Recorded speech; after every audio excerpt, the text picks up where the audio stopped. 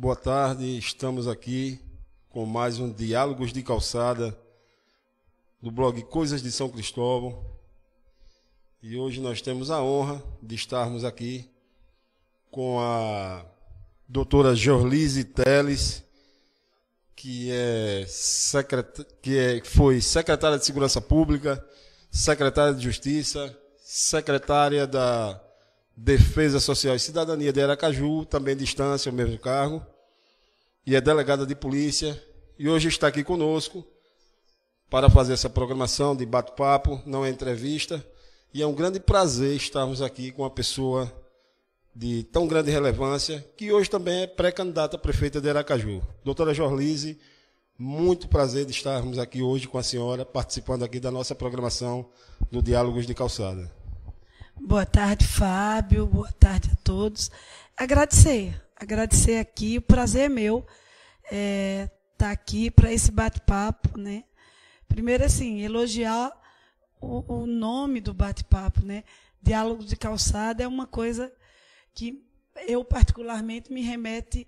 Eu sou de um interior, sou de povoado, e aí me remete a essa coisa de bater papo na calçada, dessa coisa que a gente fazia muito, sair para conversar com a vizinha. E eu gostei muito. Doutora, o principal motivo de trazer a senhora aqui não foi nem a questão eleitoral, né? Mas foi assim, porque a gente tem sempre feito uma programação documental com pessoas relevantes na nossa sociedade, mais local aqui em São Cristóvão, né? A senhora hoje que está abrindo esse leque para fora, além das nossas fronteiras. Mas como nós fazemos parte da denominada região da Grande Aracaju, então também é viável a senhora estar aqui hoje, porque a senhora se candidata a prefeita de Aracaju, pré-candidata, né, a prefeita de Aracaju até o momento, mas eu já vi que a senhora já foi praticamente confirmada como a candidata do Partido Democratas, né, a prefeita de Aracaju. E como eu já falei, a senhora foi secretária de várias pastas, já atuou como gestora. Agora, o que eu fiquei pensando assim, o que é que leva a doutora Jorlise, depois de tantas realizações, ainda a querer ser prefeita de Aracaju? Pronto, Fábio. E também dizer assim, é muito interessante a questão de trazer a pré-candidata a prefeita e, posteriormente, o eleito para falar, aqui bater um papo aqui no Diálogo de Calçada, porque em Aracaju acontecem várias coisas que acabam, ressoam, né, e ecoam aqui em São Cristóvão. Por exemplo, a licitação do transporte público, né? Então, por que eu quero estou como pré-candidata e por que quero ser prefeita de Aracaju? Eu poderia dar apenas um único motivo. Ou, enfim, dizer que é porque eu sou filiada a um partido que precisava de um nome para o pleito. Mas, na verdade, não é essa. A verdade é que, ao contrário, eu não pensava em ser candidata, né? Não pensava, não planejei. Mas, após meu nome ser ventilado como possível indicação do partido, eu parei para pensar, parei para refletir e percebi que, em razão até o que você disse no início, de tantas gestões onde eu titularizei algumas pastas, e por todas elas dei conta e fiz algo em favor da população. Ora, eu fiquei refletindo, Fábio, se apenas como titular de uma pasta eu consegui fazer muito pela população, lógico que como prefeita, né, tendo a caneta do executivo, eu vou conseguir fazer muito mais. E conhecendo a realidade de Aracaju, e mais que isso, sendo uma menina nascida do povo, uma menina que viveu toda a realidade do que é lutar pelos espaços, lutar para ocupar a sua função e ocupar o seu espaço na sociedade, eu entendia bem isso.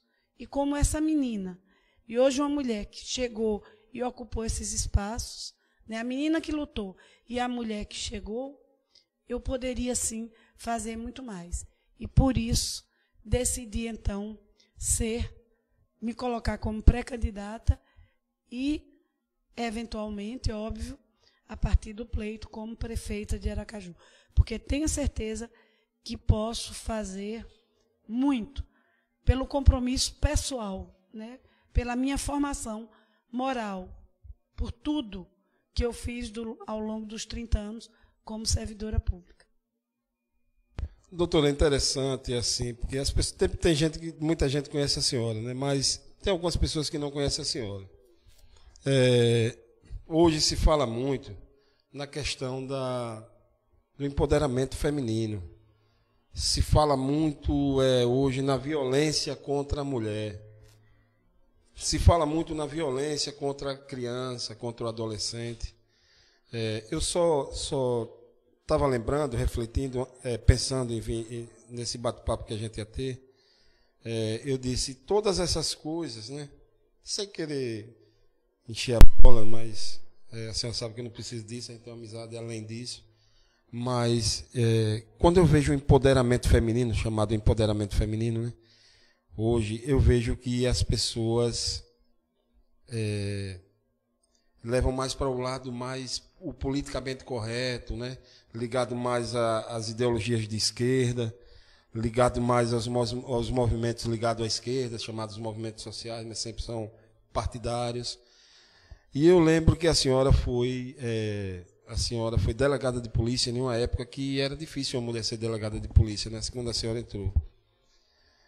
E lembro também que a senhora foi a primeira delegada da pasta da DAGV, né, de grupos vulneráveis. E também estava lembrando, né, depois eu vou até mostrar umas imagens, que a senhora foi a primeira secretária, eu acho que nós fomos a Brasília e foi apresentado o projeto Maria da Penha. Né, Maria da Penha. Aí todas essas questões aí, que hoje está na moda, vamos dizer assim, né, e a esquerda, de certa forma, se apoderou desses temas, né, a senhora já tinha sido, já foi uma pioneira dentro desses temas, e sou testemunha disso. Né. Quando a senhora vê, hoje a senhora faz parte de um partido de esquerda, um partido chamado conservador. Direita, na verdade. De direita, né? Direita. Mas conservador eu acho que é bom, porque conserva os bons costumes. Isso não é porque né? você disse de esquerda. Não, de direita, conserva os bons costumes. De direita, conservador. Mas aí o que eu fico pensando é assim, que temas como esse relevantes, eles não têm dono, não tem bandeira partidária. Entendeu? Não tem bandeira partidária. Né? E a senhora, apesar da senhora ter um passado até com o pé na esquerda, como a senhora disse, às vezes eu lembro a senhora falando sobre isso, mas isso não é de partido, não é de bandeira partidária, isso é da luta de cada pessoa. E a senhora teve essa luta, eu estou falando muito, vou até deixar a senhora falar, mas a senhora é um exemplo do empoderamento feminino sem alarde, sem os alardes de hoje. Né? Como a senhora vê esses temas, né? Que a senhora já passou, ninguém melhor do que a senhora para falar sobre isso. Veja, Fábio, de fato, eu, com muita naturalidade, enfrentei esses temas, né? Com muita tranquilidade, sem ser para mostrar para a plateia ou para arranjar seguidores. Na verdade, eu fui a primeira mulher a apitar futebol. Nenhuma coisa que em 90 e 91 era impensável. Né? E imagine no Nordeste do Brasil. Então, eu, em 90, comecei o meu curso, em 91, concluí o curso de formação de árbitro e era a primeira mulher em Sergipe que ousava apitar futebol. Eu costumo brincar, Fábio, dizendo o seguinte, que a mulher no campo, pelo menos ela poupa a mãe, porque o homem, o árbitro, quando vão xingar, xingam a mãe do árbitro. Mas nós, mulheres, quem é xingada e quem são xingadas são as próprias mulheres. Então, eu sempre fiz, como você disse, eu fui uma das primeiras mulheres delegada de polícia. A primeira mulher delegada de homicídios, né, que era uma pasta tida como uma pasta difícil e que só o homem podia titularizar essa delegacia. E com muita tranquilidade, com um pensar apenas profissional, eu enfrentei essa pasta e saí dessa pasta sendo reconhecida, inclusive à época, pelos promotores que eram da área de homicídio, né, titulares da promotoria de homicídio, e pelo próprio juiz. Eu lembro quando eu representava as prisões, via de regra, o juiz e o promotor olhavam sempre muito, com um olhar muito respeitoso, porque reconhecia na profissional, na delegada de polícia de homicídios, uma delegada comprometida com o trabalho. Então, em vários momentos, uma vez saiu uma matéria dizendo, o nome é Georlise, mas podem chamar de pioneira. Eu achei isso engraçado. Por quê? Porque, coincidentemente, eu tenho na minha história, na minha biografia, o fato de ser a primeira mulher a ser secretária de segurança, ser secretária de justiça, diretora de segurança do Tribunal de Justiça, primeira mulher delegada de Defesa Social e Cidadania de um município, agora, inclusive, de 2 municípios. Então, eu tenho sido a primeira mulher em algumas funções. Talvez por entender desde sempre que o lugar de mulher é onde ela quiser. E que eu não preciso me tornar, começar a falar grosso, bater na mesa, imitar costumes ou forma de ser do homem para que eu seja respeitada. Ao contrário, eu sou mulher com muito prazer, com muito orgulho, e entendo que lugar de mulher é onde ela quiser. E foi assim por onde passei, né? E foi assim que levei. Essas bandeiras são bandeiras que não saem de política, não saem de cor partidária. São bandeiras de crença, bandeiras de fé mesmo que é possível fazer. De alguém que acredita que é possível e que qualquer um pode fazer. Basta acreditar, querer e se comprometer. Pois é, hoje estamos aqui com a delegada de polícia, a doutora Georlise Teles, ex-secretária de Segurança Pública, também ex-secretária de Justiça, ex-secretária da SENDEC, né? Aracaju e Estância. E você vai conferir depois nas nossas redes sociais, vai ficar aí gravado. São séries documentais que a gente grava e deixa aqui para você nos Diálogos de Calçada, que é uma das partes do blog Coisas de São Cristóvão. Estamos aqui na RR Connect, né, que dá todo o suporte, nossos parceiros RR Connect. E você pode assistir também no Instagram, né, nosso Instagram, do Cara da Fila do Pão e vários outros. Então vai ficar aí gravado nas nossas redes sociais. Doutora Georlise Teles, a senhora falou da licitação do transporte público, né? A senhora foi secretária da Defesa Social. Naquele momento não deu para fazer, quais foram os motivos? Veja, Fábio, um dos motivos, inclusive, afeta São Cristóvão.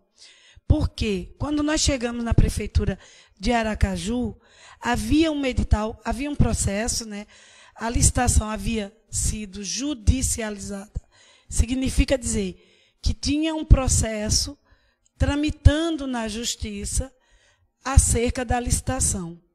E o que ocorre? Eu disse que São Cristóvão é afetada diretamente, porque se nós fizéssemos o edital, se deixássemos e levássemos adiante, deixássemos de lado São Cristóvão, Socorro e Barra, e levássemos adiante o edital que constava no processo, era um edital apresentado pelo então prefeito, que coincidentemente é o atual prefeito de Aracaju, nós quebraríamos o sistema integrado.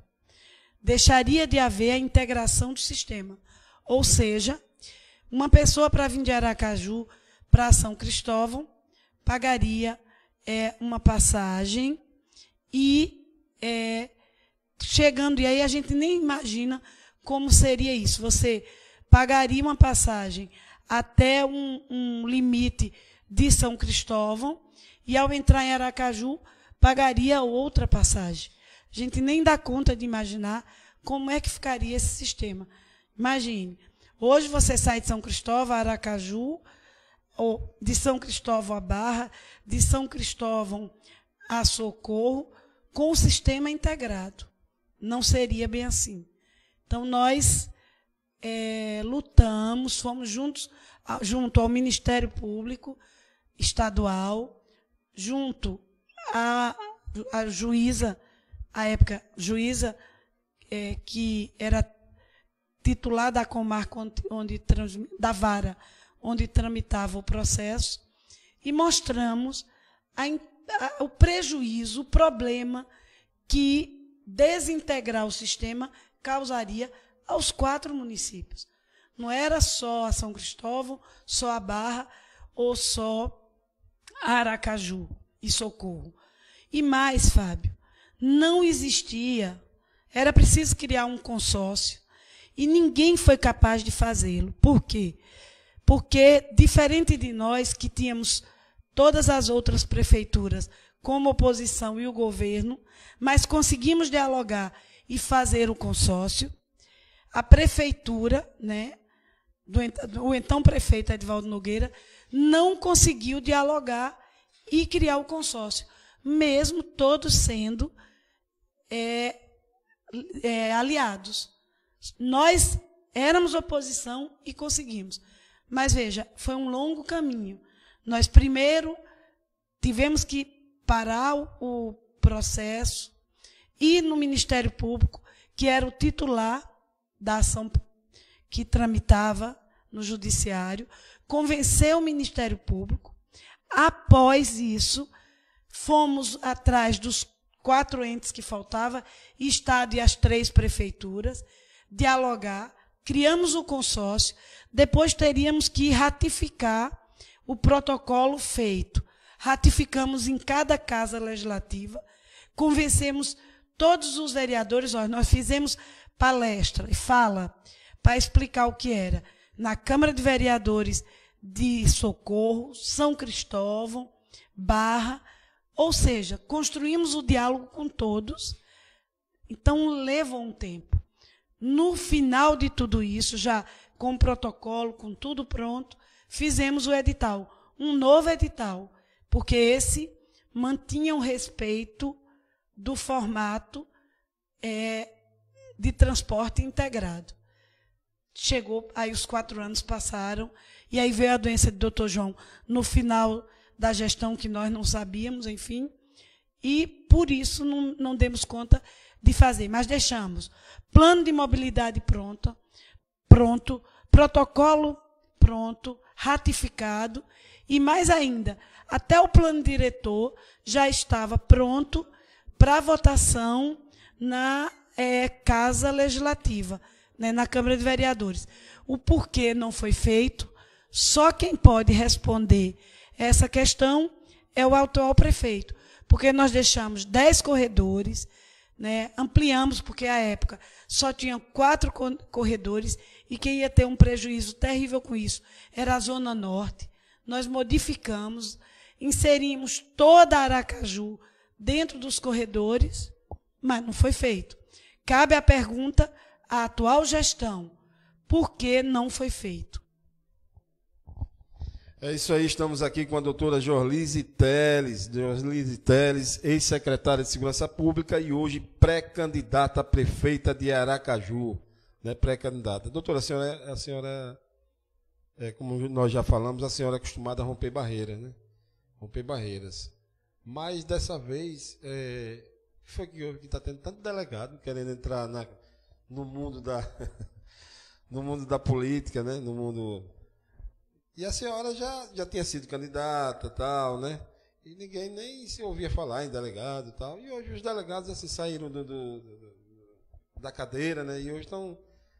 como a senhora vê assim os seus colegas hoje pleiteando também assim um cargo público, outro, né? Veja, Fábio, eu fico até feliz porque como você disse agora, e eu nem havia tentado para isso.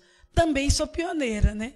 A primeira delegada a ousar ir para a política, porque entendo que a política é a arte do fazer o bem, né? De construir e de levar coisas boas para a sociedade.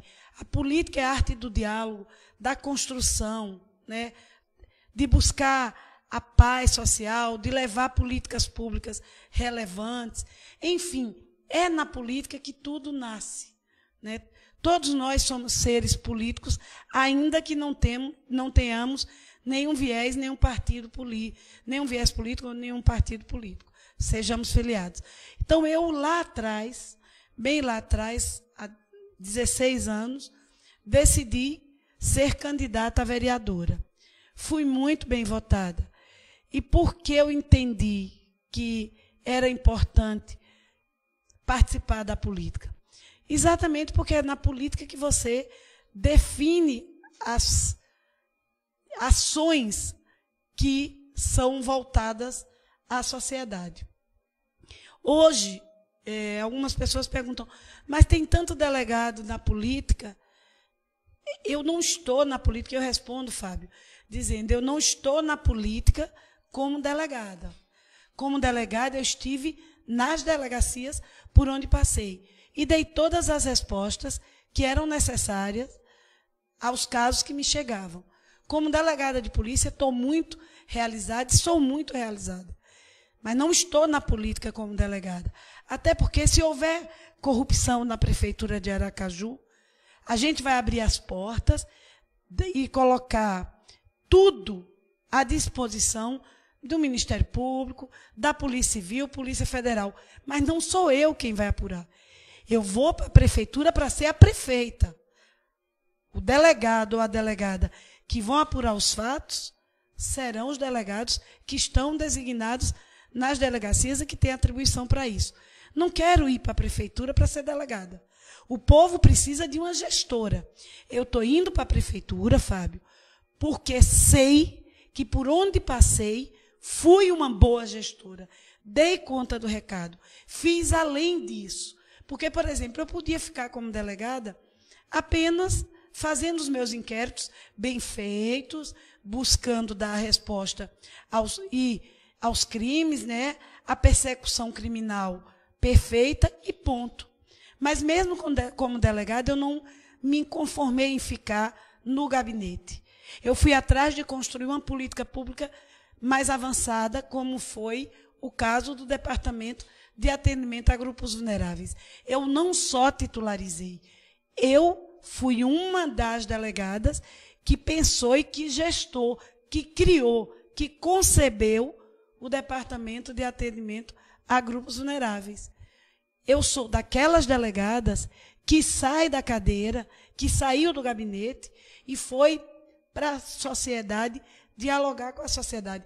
Quando você falava aí de violência doméstica, de abuso sexual, de crime, maus tratos de criança e adolescente, de maus tratos a idosos, eu não esperei essas demandas chegarem na delegacia. Eu fui lá, junto à sociedade, falar sobre isso, empoderar as mulheres, as crianças, os adolescentes, os idosos, da sua cidadania. E mostrar que eles podiam nos ajudar a fazer uma polícia melhor. Uma polícia que dialogava, que ouvia, que escutava, mas que levava também informações à sociedade. Então, Fábio, desse momento, eu fico feliz por ter outros delegados que descobriram, né, um caminho que eu já faço há 30 anos. Eu não faço esse caminho de agora. Aliás, quando eu fui candidata há 16 anos atrás, fui porque as pessoas me viam como referência de alguém que vive junto à sociedade e busca fazer o melhor para essa sociedade. Então, repito, Fábio, eu venho para a política como pré-candidata a vereadora, não pela condição de delegada, mas pela condição de cidadã, que quer que seja feito melhor, que quer, o que deseja, onde houver equívoco, onde houver falha, onde houver corrupção, chamar as pessoas próprias para apurar, dar visibilidade, transparência e, acima de tudo, ter respeito com o seu povo. É por isso que eu estou pré-candidata. É isso aí, é por isso que estamos aqui hoje com a doutora Jorlise Teles, né? Essa pessoa maravilhosa que a gente conhece já há algum tempo. E temos a honra de estar aqui, né? Esse programa é um programa mais local, mas é como a doutora diz, né? A gente faz parte da Grande Aracaju, tem o Grande Rosael, se chama, Eduardo Gomes, Tijuquinha, o Luiz Alves, então tem um grande complexo aí. Doutora, hoje é impossível se pensar, a senhora passou por isso, e é impossível se pensar Aracaju sem se pensar na cidade satélite, né? São Cristóvão, Barra dos Coqueiros, até Itapuranga, né? E Barra dos Coqueiros e Socorro, né? A senhora sempre foi uma pessoa, uma grande diplomata, né? Uma grande diplomata. Mas nós temos uma região que é muito complicada, né? Porque São Cristóvão, eu costumo dizer, a gente do blog Coisa de São Cristóvão costuma dizer que Sergipe só foi pensado até a fronteira de Aracaju, por todos os governos que passaram, né? Por todos os governos que passaram. E até hoje, eu acho que Sergipe, até hoje a gente tem essa opinião que Sergipe só é pensado até as fronteiras de Aracaju. Como a senhora pretende, né? Pretende realmente tomar, porque se o prefeito de Aracaju ele não toma à frente das decisões dessa região, a região fica muito travada. Como a senhora pretende, né, negociar politicamente, né, com os outros gestores, que certamente serão contrários à sua linha de pensamento e tal? Como é que a senhora vê aí? Veja, Fábio, eu acho que o consórcio, a realização do consórcio foi assim,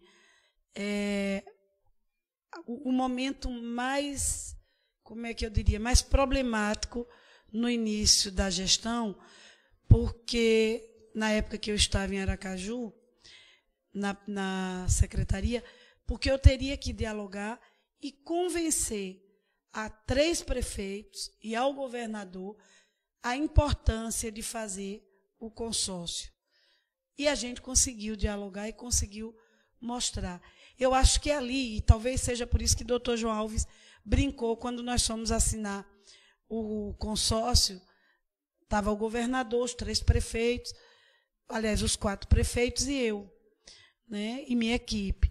E aí o prefeito João Alves disse ao governador, à época era o governador Jackson Barreto, disse: olha, Jackson, nós só conseguimos chegar nesse consórcio porque nós temos Jorlise mediando esses conflitos.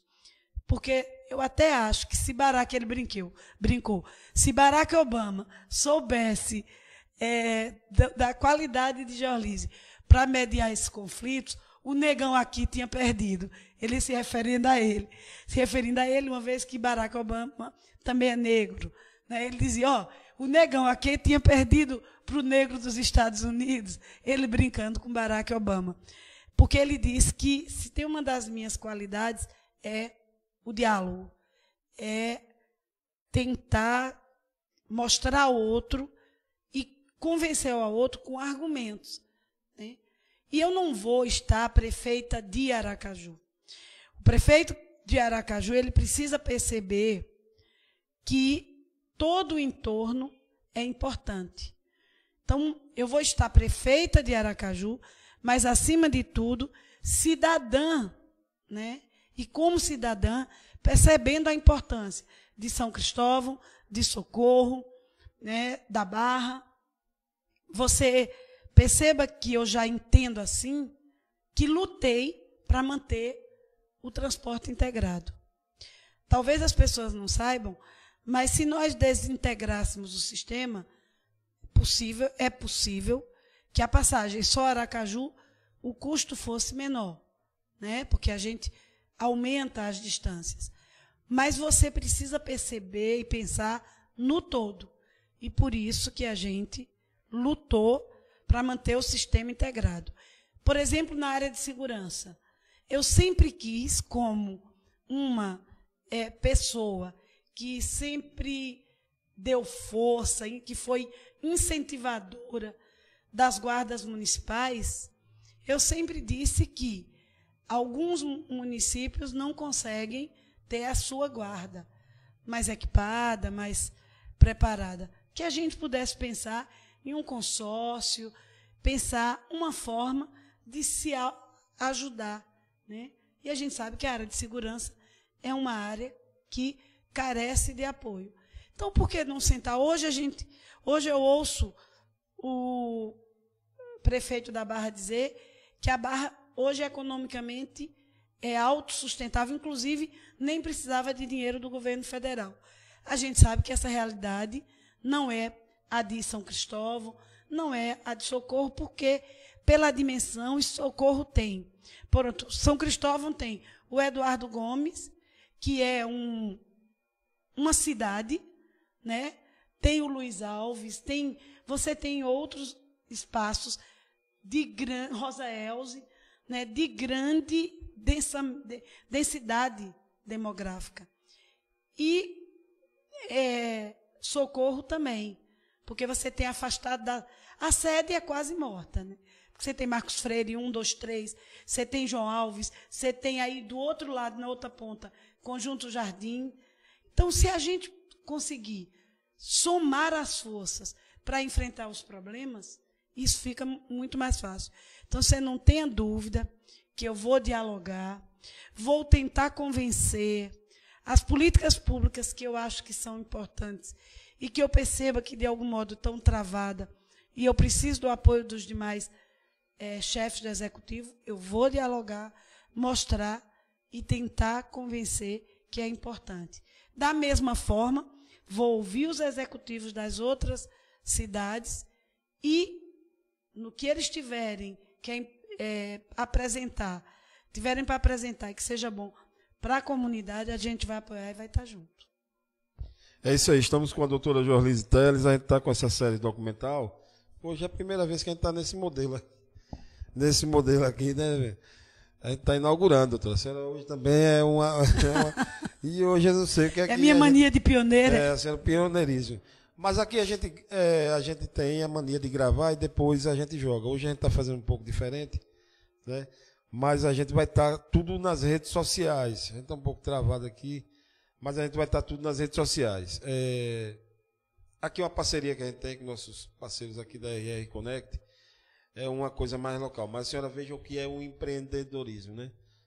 Aqui a senhora está vendo essa empresa aqui, uma empresa de um certo porte, que atende São Cristóvão, a região do Grande Rosa Elze, do Socorro e Barra dos Coqueiros.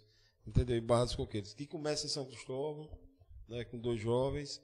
E estou falando isso por quê? Porque a senhora vê que as pessoas apenas só precisam de oportunidade, né?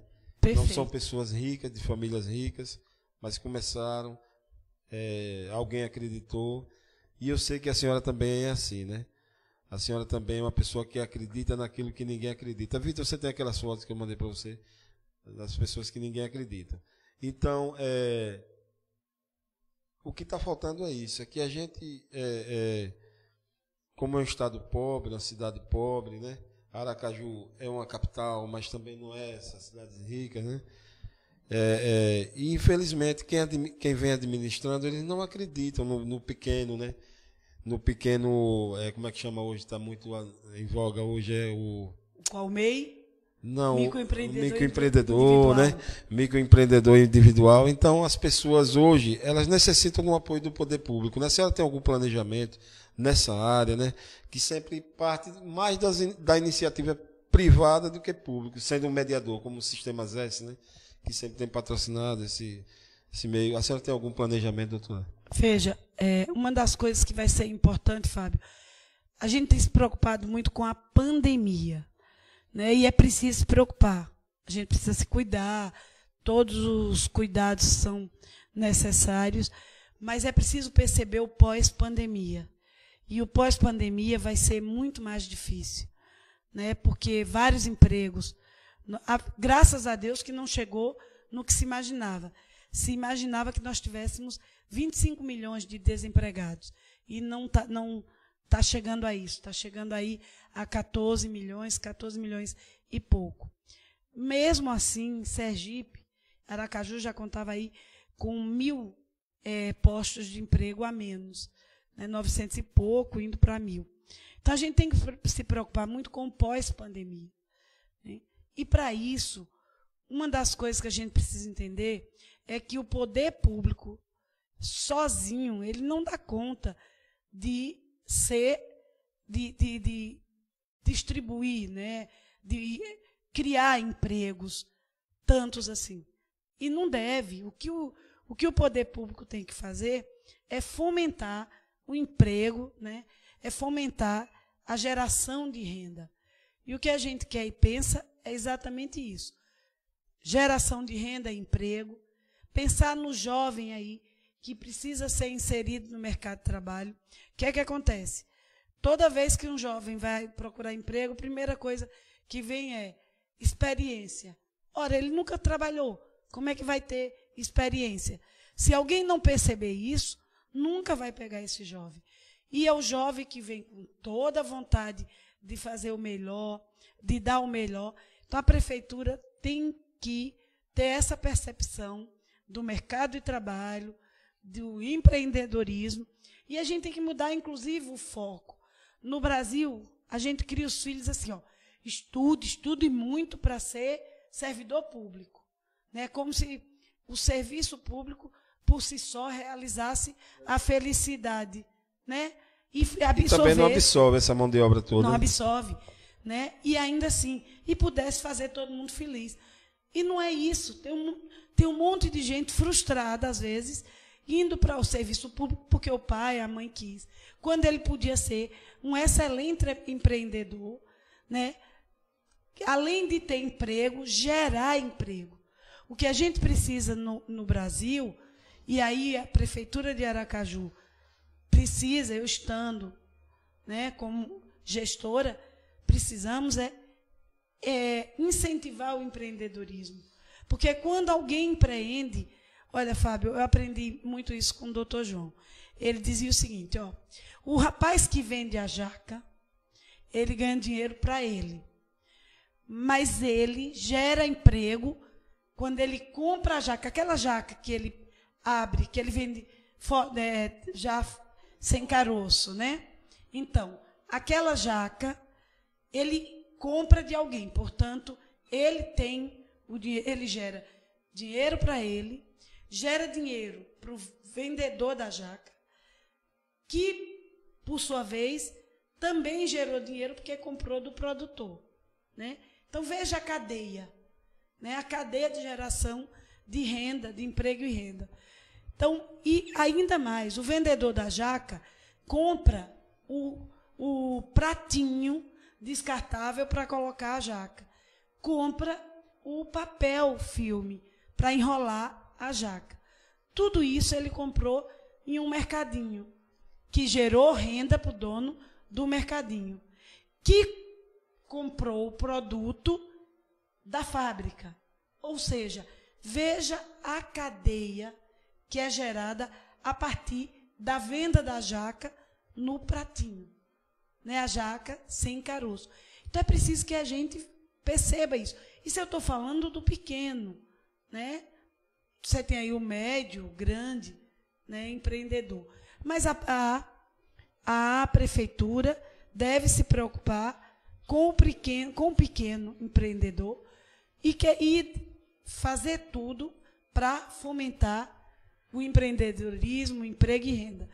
E uma das coisas que eu acho também importante é você, por exemplo, a gente tinha o Banco do Povo. O que era isso? Era um empréstimo com juro baixíssimo que permitia às pessoas que têm habilidade, que têm disponibilidade, que têm desejo de colocar o seu negócio e gerar renda, gerar emprego, enfim, é um ciclo virtuoso, né? É uma cadeia que acaba gerando. Então, a prefeitura fará isso, sim. Doutora, hoje está na moda muito, como eu já disse, se falar no empoderamento feminino, né?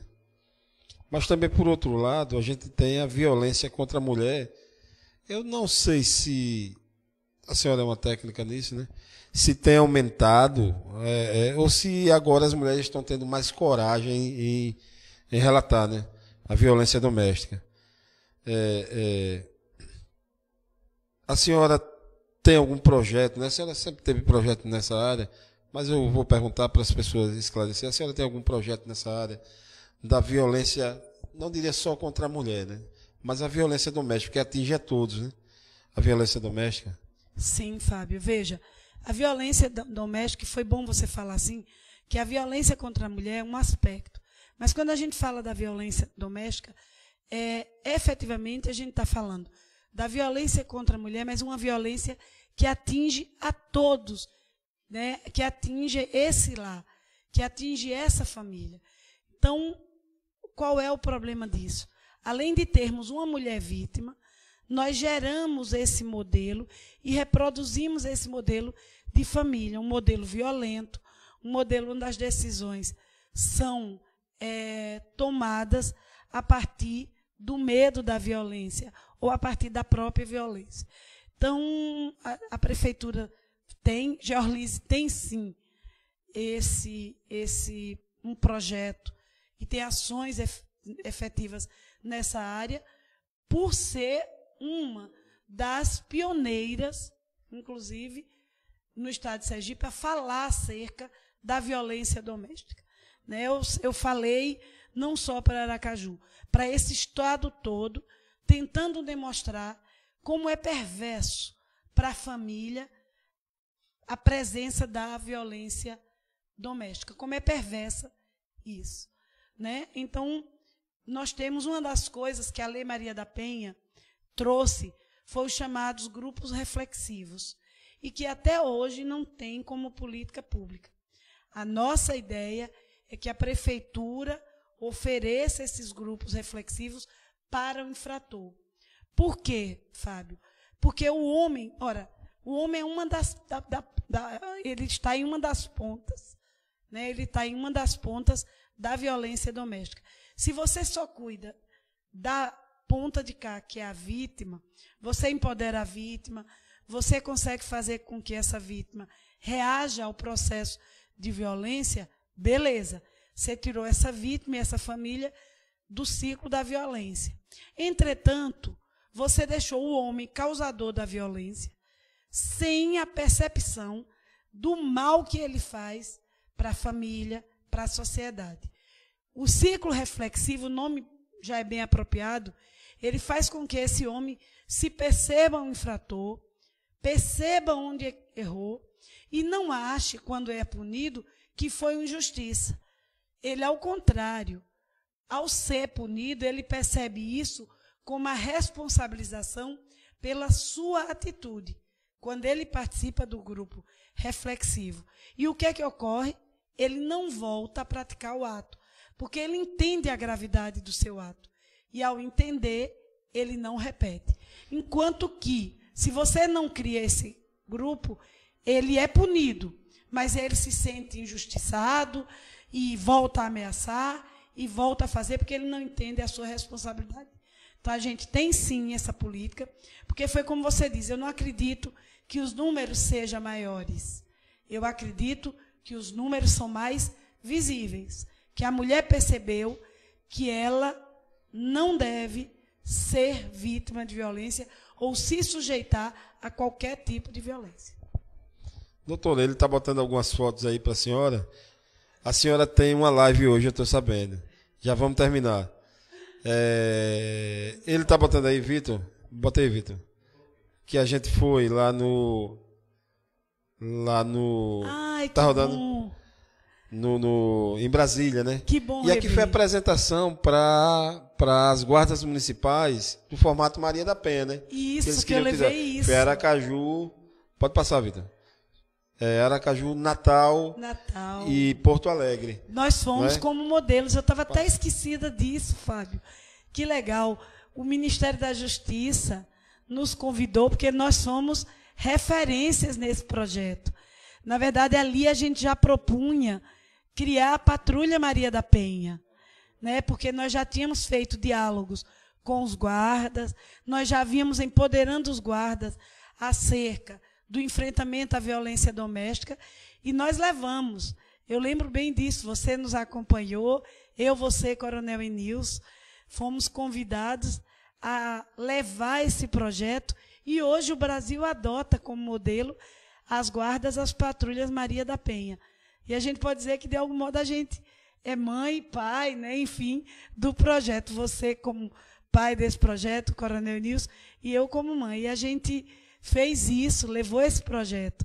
É muito importante, Fábio. Hoje, que bom rever. Eu confesso que não lembrava disso. É porque foram tantas coisas que a gente fez ao longo desses 30 anos. Foram tantas coisas boas e de vanguarda, né, doutor? O Centro de Treinamento da Guarda Municipal de Aracaju, os Anjos Azuis, né, que a senhora trouxe essa ideia, foi para São Paulo e trouxe essa ideia. Foi também Guarda Cidadão, né, Guarda Cidadão na Guarda Municipal de Aracaju. Então, a senhora é uma pessoa com toda essa, né, essa capacidade que a gente acredita que a senhora tenha total condição de sentar na cadeira, de ser prefeita de Aracaju e de desempenhar um bom papel. Doutora, eu só tenho a agradecer a senhora por estar aqui participando conosco. Sei que a senhora tem outros compromissos. A senhora foi pioneira aqui. A gente vai divulgar esses vídeos mais, porque a gente tinha um modelo antes. A senhora agora quebrou essa regra de divulgar, de fazer o vídeo primeiro e depois divulgar, mas agora a gente fez meio que ao vivo, a gente está um pouco ainda se batendo, mas certamente a senhora nos ajudou aqui e abriu esse leque, essa porta, não só para a gente ficar uma coisa local, mas agora já fica mais a nível estadual. Doutora, eu gostaria que a senhora deixasse aí as suas considerações finais e nós só temos a agradecer. Fábio, na verdade, eu é que agradeço. Agradeço por alguns motivos. Por exemplo, esse pioneirismo nosso, junto ao Ministério da Justiça, levando essa proposta da Guarda Cidadã, aliás, da Patrulha Maria da Penha, da Ronda ou Patrulha Maria da Penha, mas uma parte da Guarda que enfrentava a questão da violência doméstica, né, foi você também que nos ajudou. A Guarda de Aracaju me ajudou muito nessa caminhada. Se eu estou em instância, se eu consigo gerenciar as questões da Guarda, aprendi com vocês na Guarda de Aracaju. O centro de treinamento só foi referência e só foi respeitado em Aracaju porque vocês me ajudaram a fazer e você foi uma figura muito importante, sempre disponível. Eu lembro que a gente chegava às 7 da manhã e saía 7, 8, 10 da noite todo dia. Então, havia essa disponibilidade de fazer. E você bem sabe como a gente gosta de fazer. É se entregando, é se doando. E se deu certo em todos os locais que nós passamos, Fábio, foi porque a gente entendeu que não fazia só. Fazia com a equipe, fazia com o todo. E fomos todos nós que avançamos e que fomos referência em Fortaleza, né? A Guarda de Aracaju ganhou menção honrosa em Fortaleza pelo Guarda Cidadão, pelos Anjos Azuis. Então, a gente ocupou espaço nacionalmente, exatamente pela motivação de vocês e pelo nosso compromisso mesmo. Então, obrigada. E que bom que eu trago esse formato para que vocês ouçam, porque é muito bom. A prefeita de Aracaju, o prefeito de Aracaju, precisam entender que São Cristóvão, que Socorro, que a Barra, enfim, que a grande Aracaju é muito importante. Foi por isso que nós respeitamos a cultura do transporte e enfrentamos muitos problemas para não quebrar o sistema, para o sistema continuar integrado. E aí eu digo, imagine, se eu fiz enquanto secretária da Defesa Social, imagine o que eu posso fazer como prefeita na construção desse diálogo e dessas políticas. Obrigada, Fábio, obrigada a todos. Por mim, eu ficava aqui o dia todo, mas eu tenho uma live 7 horas em Aracaju, então eu tenho que ir mesmo. Obrigada. Doutora, muito obrigado, assessora da senhora. Késia Marques. Késia Marques, Késia, muito obrigado. Amanhã nós estaremos aqui também com o candidato a prefeito, o vice-prefeito Adilson Júnior, vai estar aqui conosco, né? E agradecemos a todos vocês, ao Vitor, à RR Connect. Até a próxima. Valeu.